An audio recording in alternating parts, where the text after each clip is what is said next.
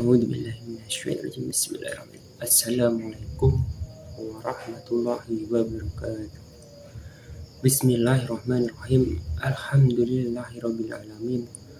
Wassalatu wassalamu ala asrofil anbiya'i wal mursalin wa ala alihi wa sahbihi ajma'in, amma ba'd.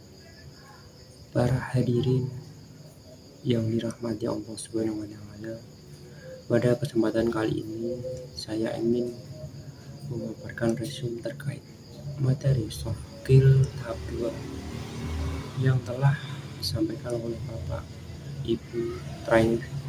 Semoga dengan materi yang saya sampaikan dalam kesempatan kali ini bisa bermanfaat bagi kita semua. Yang pertama, target dari pelatihan 7M: mengetahui makna sukses dan pribadi dengan karakteristik rahmatan lil alamin. Terus, mengidentifikasi impian besar dalam hidupnya secara sistematis, mampu mengidentifikasi karakteristik figur yang merepresentasikan impian mereka, mampu mengidentifikasi karakteristik diri saat ini, dan mampu menemukan gap antara impian dan kondisi saat ini, mampu menyusun rencana pengembangan diri untuk meraih impian, menginternalisasi semua niat dan perencanaan pengembangan diri yang telah disusun sebagai wujud rahmatan lil alamin. Sesi 1, makna sukses. 1, makna sukses. 2, smartis. Sesi 2, career planning. Yang pertama, karakteristik figur. Yang kedua, karakteristik pribadi. Yang ketiga, panduan gap. Yang keempat, rencana pengembangan diri. Sesi 3, niat rahmatan lil alamin. Yang pertama, menginternalisasi. Selanjutnya, setiap individu tentu menginginkan untuk menjadi pribadi yang sukses, sejahtera, dan mendapatkan kebahagiaan. Namun, kesuksesan sejati tidak hanya diukur dari pencapaian duniawi, melainkan juga dari amal baik yang mengarah pada kebahagiaan di akhirat.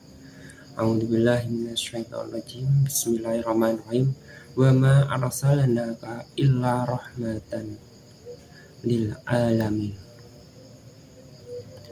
Dan tidaklah kami mengutus kamu melainkan untuk menjadi rahmat bagi semesta alam. Pada surat Al-Anbiya ayat 107. Dan selanjutnya, wa itqala rabbuka lil malaikati inni ja'ilun fil ardi khalifah. Ingatlah ketika Tuhan berfirman kepada para malaikat, aku hendak menjadikan khalifah di bumi. Al-Baqarah ayat 30. Mengapa kita perlu menyatakan tujuan? Yang pertama, menjadi rambu standar dalam mencapai tujuan bagi individu. Yang kedua, mendapatkan umpan balik. Yang ketiga, ucapan adalah doa, memprogram pikiran dan perilaku untuk memilih dan membuat prioritas tindakan. Goal setting, suatu prosedur yang harus dipenuhi agar manusia memiliki fokus dan kendali dalam kehidupan. Contoh, membangun rumah. Langkah pertama membangun rumah adalah gambaran bagaimana hasil akhir rumah tersebut. Kedua, merujuk pada tujuan akhir. Dalam menjalani setiap proses selalu merujuk pada tujuan akhir yang ingin dicapai. Yang ketiga, ku tahu yang ku mau. Dimulai dari pengalaman yang jelas tentang tujuan hidup yang ingin dicapai, impian. Posisi saat ini, jalan yang akan dilalui, dan nilai-nilai apa yang paling bermakna dalam kehidupan pribadi.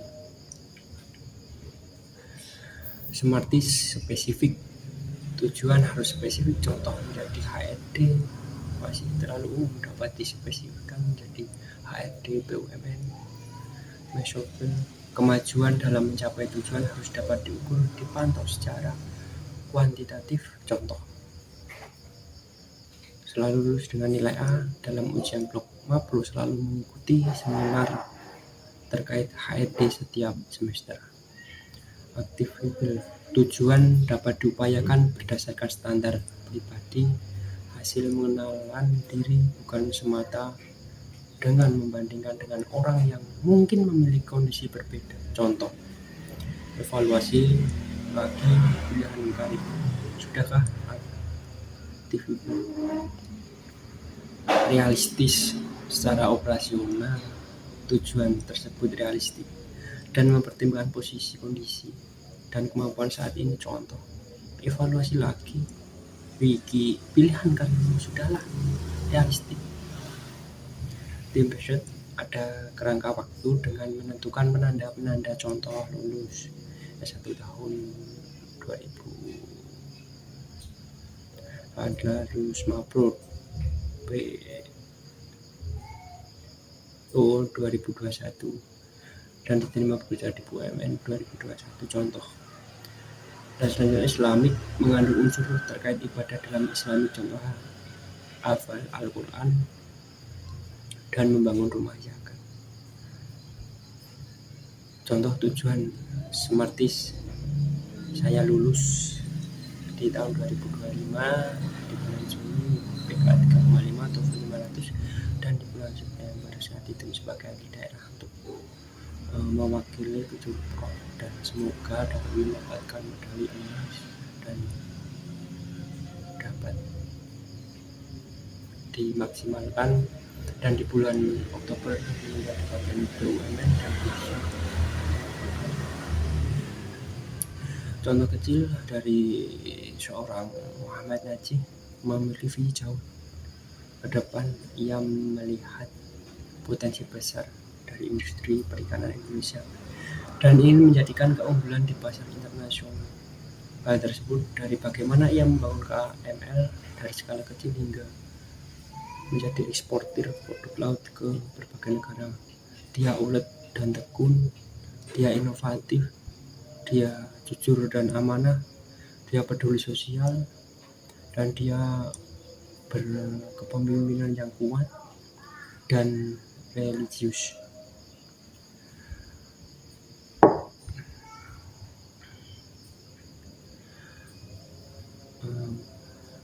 Muhammad Najih adalah bukti bahwa dakwah dilakukan di mana saja, termasuk di dunia bisnis. Melalui kerja keras, niat, tulus, dan semangat dakwah, beliau menginspirasi banyak orang untuk berdiri di atas kaki sendiri dan tetap teguh pada nilai-nilai Islam. Demikian pemaparan materi yang bisa saya sampaikan dari Bapak Ibu trainer, dan semoga kita semua dapat mengimplementasikan nilai-nilai tersebut dalam kehidupan sehari-hari. Dan terima kasih kepada Bapak Ibu trainer. Saya akhiri. Wassalamualaikum warahmatullahi wabarakatuh.